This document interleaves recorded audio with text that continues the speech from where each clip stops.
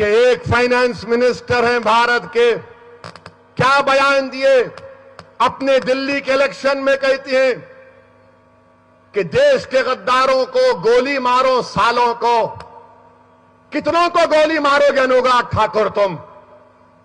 میں جانتا ہوں کہ تمہاری نظر میں غدار کون ہے، تمہاری نظر میں اسد الدین اویسی غدار ہے، تمہاری نظر میں وارث امتیاز جلیل غدار ہے، مگر یاد رکھو انوراگ ٹھاکر، تمہاری سرکار کے بندوق کی گولیاں ختم ہو جائیں گی، مگر ہم اتنے تعداد میں ہیں کہ تمہاری گولیاں ہم کو ختم نہیں کر پائیں گی۔ مارنا ہے مارو، میں تم کو چیلنج کر رہا ہوں انوراگ ٹھاکر، تم کسی جگہ کی نشاندہی کر دو بھارت میں آنے تیار ہوں، مارو میرے سینے پر، میں دیکھنا چاہ رہا ہوں،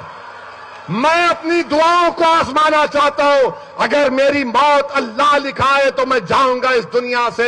مگر یاد رکھو تمہارے بیانات میرے دل میں اب خوف نہیں پیدا کریں گے، کیونکہ اتنے بڑی تعداد میں ہماری ماں اور بہنیں جب روڈ پر نکل کر آئی ہیں تو ماں اور بہنوں نے فیصلہ کر لیا ہے کہ اب یہ لڑائی ہم لڑیں گے، اس ملک کو بچائیں گے، مگر افسوس ہوتا ہے مودی جی آپ پر، آپ کی سرکار پر، کہ بھارت کے سمویدھان پر اوتھ لیتے ہیں، سمویدھان پر اوتھ لیتے ہیں، اور آپ کا منسٹر کہتا ہے کہ گولی دیش کے غداروں کو گولی مارو، سالوں کو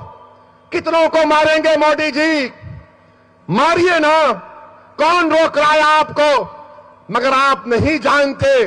کہ ظلم ایک دن ختم ہوگا اور ظالم ختم ہوگا،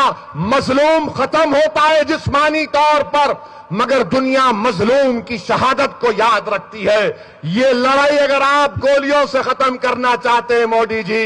یو آر موسٹ ویلکم، کیونکہ آپ کے پاس حکومت ہے، آپ کے پاس ستا ہے، آپ کے پاس طاقت ہے، آپ کے پاس سب کچھ ہے۔ اگر آپ کا منسٹر بول رہا ہے تو انوراگ ٹھاکر نہیں بول رہا ہے، وہ نریندر مودی کے الفاظ انوراگ ٹھاکر اپنی زبان سے ادا کر رہا ہے، وہ امت شاہ کی سوچ کو انوراگ ٹھاکر اپنی زبان سے بیان کر رہا ہے۔ ایسا لگ رہا تھا کہ ہٹلر کے زمانے میں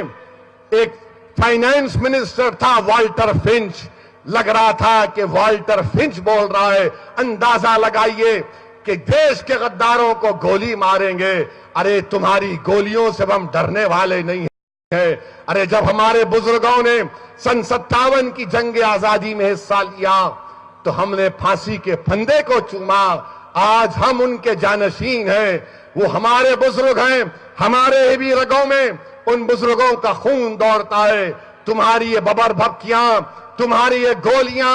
اب کام میں آنے والے نہیں ہیں، مگر اب تم جان چکے ہو کہ اب تمہارے دل میں ڈر پیدا ہو چکا ہے۔